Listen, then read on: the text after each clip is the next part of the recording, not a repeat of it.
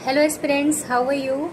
सो today है 29 जुलाई और 28 जुलाई को हमारा एलटी ग्रेड का नोटिफिकेशन आ चुका है, जिसमें हमें डिटेल्ड में सब कुछ बता दिया गया है। पहला तो eligibility criteria, subject combination, syllabus और एग्ज़ाम पैटर्न। तो जो सबसे बड़ा चेंज आया है वो हमारे एग्ज़ाम पैटर्न में आया है, क्योंकि पहले जो एग्ज़ाम होता था वो उसमें सिर्फ एक पेपर होता था जिसमें सब्जेक्ट के क्वेश्चंस होते थे और 30 मार्क्स का जीएस आता था।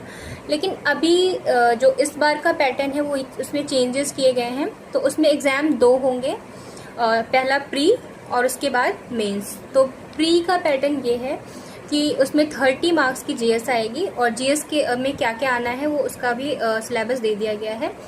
नेक्स्ट 120 क्वेश्चन जो होंगे हमारे, उसमें 60 क्वेश्चन होगा। जैसे अगर साइंस की बात करें तो 60 क्वेश्चन फिजिक्स के और 60 क्वेश्चन केमिस्ट्री के। ऐसे ही जिस सब्जेक्ट के लिए आप एलिजिबल हैं उसमें आप देख लीजिएगा कि उसमें कैसे कैसे आपके दो सब्जेक्ट डिवाइडेड हैं। जैसे साइंस वालों की बात करें तो उसमें फिजिक्स और केमिस्ट्री से ग्रेजुएशन मांगा है प्लस बीएड। तो उसमें 60 क्वेश्चन फिजिक्स के, 60 क्वेश्चन केमिस्ट्री के और 30 क्वेश्चन जीएस के होंगे। तो ये प्री का पैटर्न है और प्री में जो क्वालिफाई करेगा उसी को मेंस देने दिया जाएगा। हाँ, सबसे बड़ा चेंज ये है कि जो मेंस है वो डिस्क्रिप्टिव है और उसमें 20 क्वेश्चन है। वो आपके सब्जेक्ट से होंगे, 10 क्वेश्चन शॉर्ट होंगे, जिसकी जो वर्ड लिमिट है वो 125 है, और 10 क्वेश्चन है आपके लॉन्ग आंसर, जिसमें उसकी जो वर्ड लिमिट है वो है 200 वर्ड्स। और 10 लॉन्ग हो गए और 10 शॉर्ट होंगे। उसमें फिजिक्स और केमिस्ट्री के ही आएंगे और डिस्क्रिप्टिव होना है। और वो आपका जो पेपर है उसमें आपका 200 मार्क्स का वो पेपर होगा, ठीक है।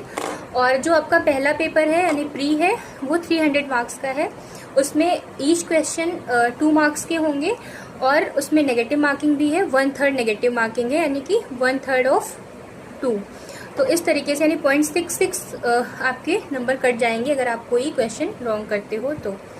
सो ये था एक शॉर्ट कह सकते हो, एक शॉर्ट इन्फॉर्मेशन है अबाउट डिटेल्ड नोटिफिकेशन कि हम लोग क्या हमारी एलिजिबिलिटी है, क्या सिलेबस है, ये सब चीज़ें। बाकी अगर बात करें हम सिलेबस की, तो मैंने देखा तो उसमें आपका 90% सिलेबस 11th और 12th की फिजिक्स और केमिस्ट्री का है, साइंस पोस्ट के लिए बात कर रही हूँ। और 10% आप ग्रेजुएशन का बोल सकते हैं, बट मुझे देखने में यही लगा कि अगर 11th और 12th की फिजिक्स और केमिस्ट्री की बुक आप अच्छे से पढ़ लेते हो तो आपका 90% सिलेबस कवर हो जाएगा। बाकी